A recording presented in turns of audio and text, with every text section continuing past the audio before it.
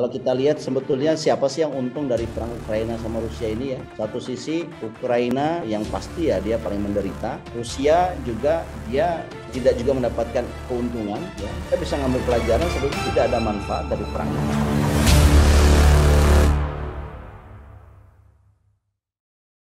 Ancaman wabah kolera di Mariupol, Ukraina ya, pasca hancur akibat serangan Rusia nih. Ini tentunya sangat mengkhawatirkan ya. Ada yang bisa ditampilkan? Nah, yang jelas itu banyak jasad-jasad kemudian bercampur dengan air selokan dan bercampur dengan air Ukraina ya, dan itu dikonsumsi gitu ya. Nah, itu tentunya sangat mengkhawatirkan dampak perang ini. Ya, memang sungguh mengenaskan ya.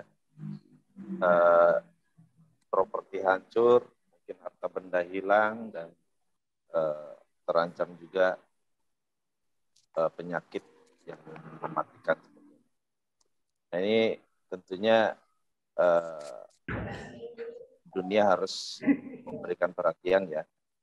Tapi sekali lagi ini tanpa untuk mendukung siapapun, karena perang itu tetap sesuatu yang harus ditolak gitu ya. Ini gimana Bang Matnur melihat masalah ini? Ya, ini harga dari sebuah perang ya yang tidak hanya korban fisik bangunan ya, juga masalah kesehatan juga menjadi apa istilahnya collateral damage ya dari perang ini. Dan saya kira kita sebagai bagian dari anak manusia itu turut prihatin ya terhadap apa istilahnya dampak dari perang ini ya. Kalau kita lihat sebetulnya siapa sih yang untung dari perang Ukraina sama Rusia ini ya. Satu sisi Ukraina yang pasti ya dia paling menderita. Ya, Rusia juga dia tidak juga mendapatkan keuntungan ya, bahkan kena sanksi di mana-mana. Ya, dunia ya juga kena dampak dari kenaikan harga dari Ukraina sama Rusia ini ya, harga minyak, harga gandum, harga minyak nabati ya. Ini kita bisa ngambil pelajaran sebetulnya tidak ada manfaat dari perang ini. Ya. Tetapi ini kan perang ini kan muncul karena adanya provokasi terhadap buffer zone-nya Rusia gitu. Buffer zone-nya Rusia ini kan harusnya dia menjadi negara-negara netral. Tidak boleh ke kanan ataupun ke kiri, namanya buffer zone gitu. Tapi NATO ini kan membujuk, merayu Ukraina supaya mau bergabung dengan NATO. Nah, begitu buffer zone-nya ini tidak netral, nah disitulah Rusia merasa terancam. Dan saya kira ini ada kontribusi juga dari ada pihak yang memprovokasi. Jadi kalau kita kembali kepada kasus korelanya, penyakit kolera, ya kita akan berkesimpulan bahwa ini harusnya ada satu unit dari organisasi dunia yang bisa menghentikan dan kemudian menguburkan ya mayat-mayat korban perang ini dengan proper, dengan cara yang layak. Dengan begitulah wabah kolera ini bisa kita hentikan gitu. Cuma pertanyaannya adalah siapakah lembaga itu saat PBB itu dianggap tidak representatif dalam konflik ini. Ya, oleh karena itu sebetulnya kita berharap ada negara-negara lain yang punya pengaruh terhadap Rusia yang kemudian bisa menyampaikan usulan ini untuk dibuatkan satu misi kemanusiaan di Mariupol. Misi kemanusiaan ini tentunya seizin dengan Rusia karena Rusia lah yang menguasai Mariupol sekarang gitu ya. Dengan seizin dia setidaknya tidak ada rudal atau senjata penghancur yang dilemparkan ya, biarkan misi kemanusiaan ini ya berjalan gitu.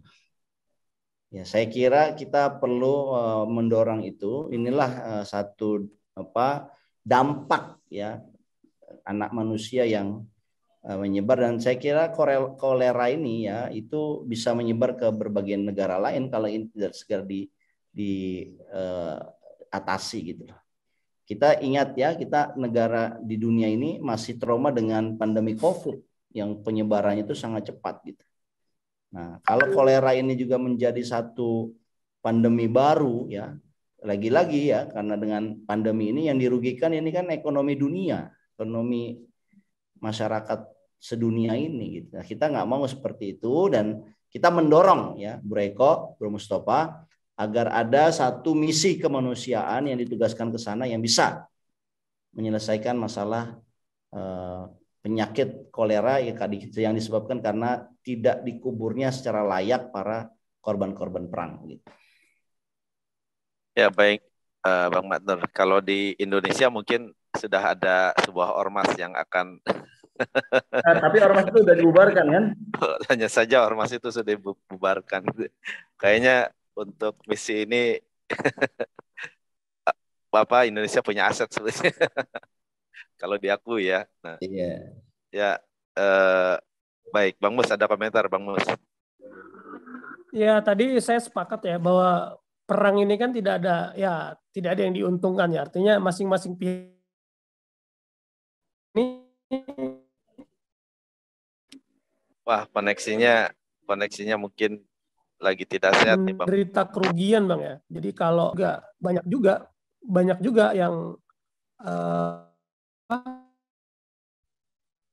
warganya yang tentaranya yang tewas juga kan di Ukraina kan. Seperti itu. Jadi oke lah misalnya apa sih sebetulnya latar belakangnya tadi kan sudah diuraikan adanya provokasi Bang ya di buffer zone ya atau apa tadi. Tapi kan kemudian juga Ukraina nggak cuma itu kan, dulu infonya juga ada membantai penduduk di Donbas ya dan Luhansk ya, Donbas dan Luhansk yang dua daerah yang lebih dekat ke Rusia daripada ke NATO ya atau ke Ukraina. Sehingga kan dengan provokasi-provokasi yang ada ini, ya itu mungkin jadi alasan Rusia untuk kemudian menyerang Ukraina. Dan sebenarnya lagi-lagi Bang ya, ini semua terjadi kan karena faktor pemimpin ya, pimpinannya gitu loh. Jadi sebuah negara ini memang mau nggak mau pimpinannya itu sangat berpengaruh ya, nggak cuma di Ukraina, mungkin juga di Indonesia atau di tempat lain. Gitu loh. Oke, ada komentar terakhir, Bang Matnur. Ya, saya kira ya pimpinannya inilah yang kemudian harusnya sangat bijak ya melihat dampak dari kebijakan yang ditempuhnya gitu.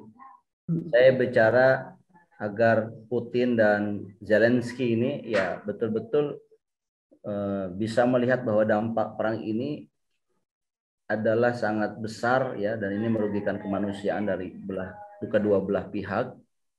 Bahkan masyarakat dunia pun sudah kena dampaknya. Dan saya kira tidak ada perang itu selain melahirkan kebencian dan kebencian. Dan ini bisa jadi terus diwariskan begitu. Ya, saya kira ini catatan buat kita semua kalau kita jadi pemimpin, jadi punya pemimpin di level apapun itu ya. Setiap keputusan dari kepemimpinan yang kita miliki itu punya dampak. Dan kita harusnya mencari dampak positif yang sebanyak-banyaknya dan dampak negatif yang serendah-rendahnya. Itu dalam kebijakan publik itu dikenal dengan Pareto equilibrium. Dalam Pareto itu adalah kebijakan yang kalau bisa tidak perlu memberikan manfaat ke semua orang, tetapi kebijakan Pareto itu adalah kebijakan ini tidak merugikan orang sama sekali, meskipun dia hanya memberikan manfaat kepada satu orang doang. Itu yang disebut dengan Pareto. Jadi kita tidak boleh kemudian ya mengambil satu langkah ingin banyak orang ya, membahagiakan banyak orang, ingin mensejahterakan banyak orang, tapi ada pihak yang dirugikan. Apalagi kalau yang terjadi menginginkan kebaikan untuk segelintir orang, yaitu oligarki, atas penderitaan banyak orang. Itu bukan kebijakan publik, itu kebijakan oligarki.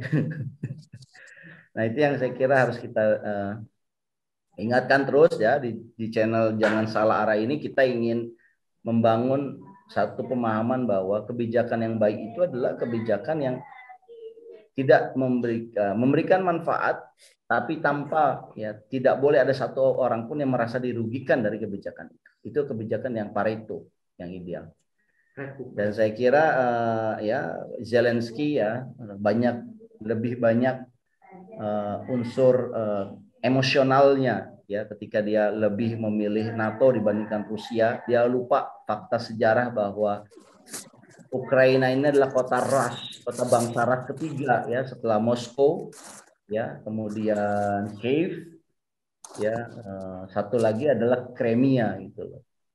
Dia lupa gitu bahwa di situ adalah ada bangsa Rus ya, bangsa Ras ya kata kita membacanya. Malah dia memilih kepada bangsa yang bukan NATO, itu kan bangsa Saksovan ya, Anglo-Saxon gitu ya. Jadi yang bangsa yang sama sekali tidak punya akar sejarah di Ukraina, baik saat ini ataupun di masa lalu, ratusan tahun yang lalu itu nggak punya sejarah. Jadi dia mengambil satu kebijakan yang tidak melihat dari akar sejarah.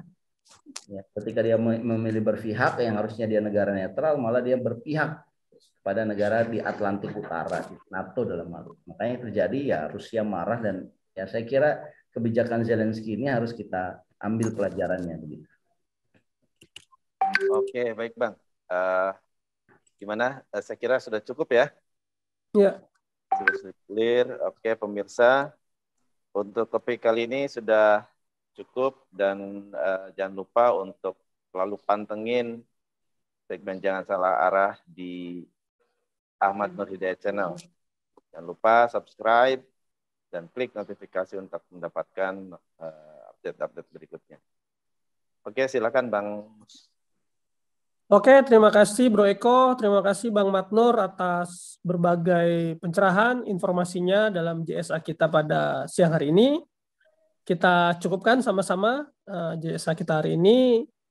Terima kasih. Assalamualaikum warahmatullahi wabarakatuh dan selamat weekend.